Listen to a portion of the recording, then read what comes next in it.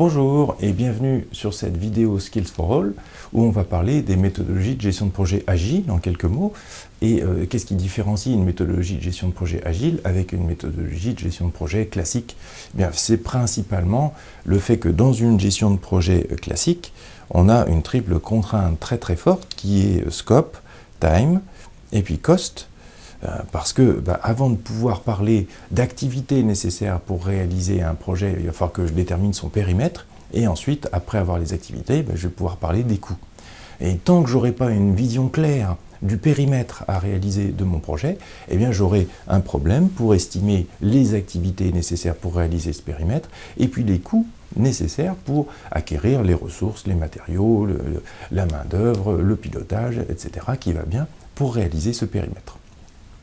Le problème, et c'est ce qu'on vit la plupart du temps dans les méthodologies de gestion de projet classiques, dans les projets classiques, c'est que si on se trompe dans l'expression des besoins, c'est-à-dire dans le périmètre, le scope, les activités qui vont en découler ne vont pas être les bonnes, et les coûts qui vont en découler de ces activités et de la réalisation du périmètre seront erronés également. Le budget sera en général sous-évalué.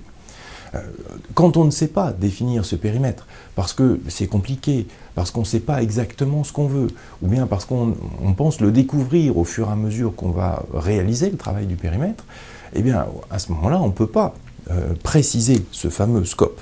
Et une méthodologie de gestion classique, elle va vous dire à ce moment-là, écoutez, tant que votre scope n'est pas défini, n'y allez pas. On a besoin d'une méthode dans le cas où on ne connaît pas précisément ce périmètre.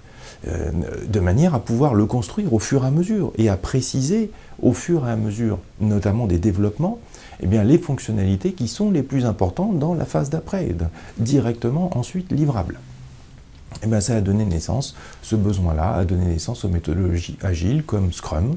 Alors on parle souvent de méthodes agiles pour le développement logiciel, mais ces méthodologies-là fonctionnent pour n'importe quel type de produit à réaliser. Vous vous souvenez, on en a parlé longuement dans Prince 2 et dans PMP, qu'un projet, ça vise à délivrer un produit, un service, quelque chose de tangible. Pour ce qui est de la transformation, etc., on parlera plutôt de programme dans l'entreprise.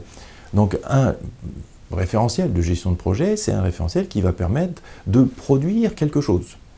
Scrum va permettre de produire, par exemple, une application. Mais on peut gérer d'autres produits également avec cette méthodologie. Alors, qu'est-ce que c'est que Scrum?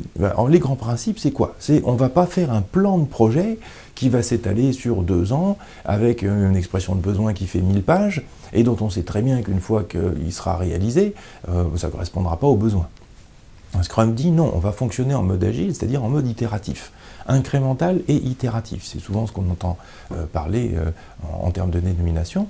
Itératif, parce qu'on va procéder par itération pour construire au total la solution, et donc on va fonctionner par incrément, d'où l'idée d'itératif et incrémental. Pour réaliser cette façon de faire, en fait, on va se baser sur des time box, c'est-à-dire des boîtes de temps, comme son nom l'indique, c'est-à-dire des événements extrêmement bornés dans le temps et qu'on va appeler des sprints. En général, un sprint, ça a une durée d'1 mois. Et pendant cette durée du sprint, en fait, on va faire tout le travail de développement nécessaire pour réaliser l'incrément de fonctionnalités ou les incréments de fonctionnalités qui sont demandés par les utilisateurs. Ça amène à la question, mais quels sont les incréments de fonctionnalités qui sont demandés par les utilisateurs?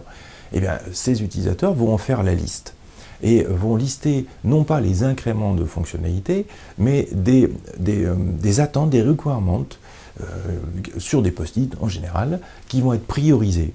L'ensemble de ces post-it représente l'ensemble des fonctionnalités qui doivent être intégrées dans le produit, dans l'application finale.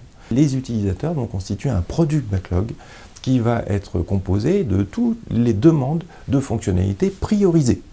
Et c'est pour ça que dans le product backlog, on le dépile par le haut, le haut du product backlog, c'est les fonctionnalités qui sont le plus demandées, celles qui sont les plus urgentes et qu'il va falloir réaliser en premier. Comme l'indique le schéma, on va sélectionner les PBI, les product backlog items, qui sont les plus demandés par les utilisateurs, c'est-à-dire qui sont en haut de la piste, de la pile, pardon. Par exemple, si je suis en train de construire une application de facturation, je ne sais pas, c'est peut-être l'écran de saisie du montant, ensuite le calcul de la TVA, et puis l'envoi de la facture à travers un workflow, eh bien, ces différents PBI, ensuite, et là c'est pendant une période bien précise du sprint qui s'appelle le sprint planning, eh bien, on va décomposer ces PBI en tâches. Et ces tâches-là, eh bien, on va leur donner une durée en heures en général. Et une fois qu'on a fait ce sprint planning, c'est-à-dire qu'on a déterminé l'ensemble des tâches qui vont être réalisées pendant cette itération, qu'on appelle un sprint, eh bien là, on va exécuter l'itération, c'est-à-dire on est dans le sprint execution, et on va réaliser, et là on a une équipe projet, une équipe de développement, qui va réaliser les incréments de fonctionnalités.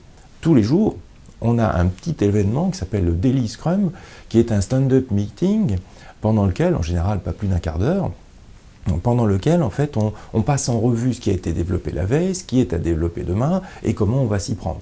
C'est un petit événement qui est très court, qui prend très peu de temps, parce que l'idée c'est pas de faire un bilan d'avancement, c'est pas de commencer à disserter sur le sexe des anges, c'est de bien faire un point rapide sur ce qui s'est déroulé la veille, sur ce qui doit se dérouler aujourd'hui, et puis sur en gros le travail à réaliser. Une fois qu'on a fait l'ensemble des itérations, donc normalement on devrait avoir 20 itérations à peu près, étant donné qu'on a 20 jours utiles dans le mois, eh ben on va avoir produit probablement un ou plusieurs incréments de fonctionnalités qui sont potentiellement intégrables dans le produit.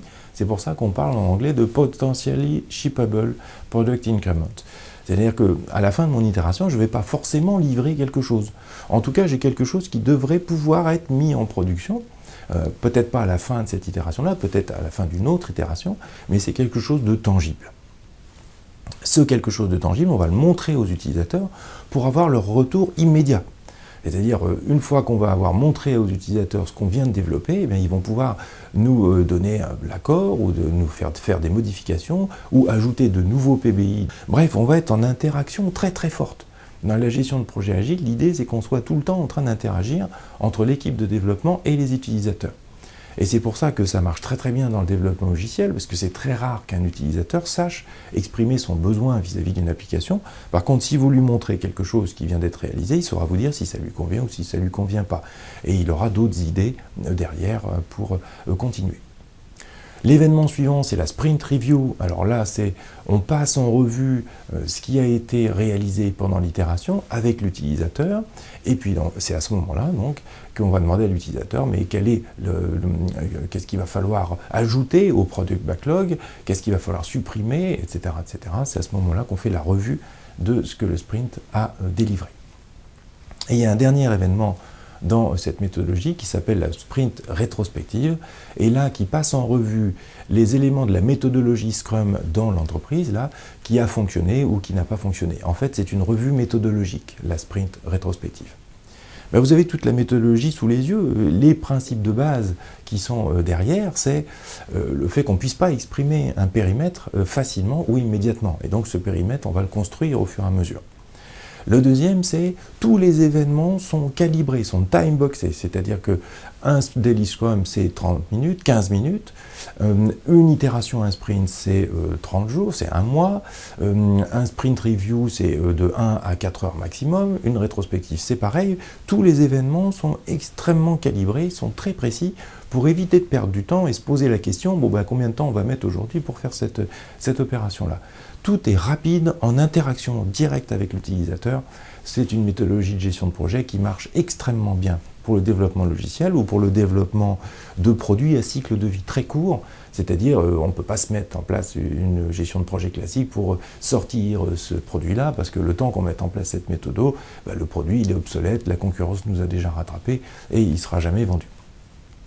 Voilà les principes qui sont derrière les méthodologies de gestion agile, où le pilote en fait, de cette méthodologie, qui s'appelle le Scrum Master, en fait, ce n'est pas un manager, hein, c'est plutôt un leader. C'est quelqu'un qui va faire en sorte que l'équipe de développement elle puisse avancer sans le moindre obstacle, en tout cas en minimisant les obstacles qui sont sur la route. Le Scrum Master déblaye la route devant les pas de l'équipe de développement. Voilà, si vous voulez en savoir beaucoup plus, vous avez bien sûr le cursus Scrum Master qui existe dans Skills for All, où vous avez un cursus en quelques heures qui va vous permettre de vous préparer au mieux à la certification PSM1, Professional Scrum Master, niveau 1, qui vous permet déjà d'être reconnu en tant que Scrum Master sur le marché et qui vous donne vraiment une vue globale assez précise de toute la méthodologie. N'hésitez pas.